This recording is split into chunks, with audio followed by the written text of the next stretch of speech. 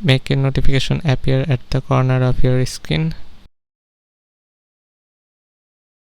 like this one. From player, import notification. From Tkinter, import all.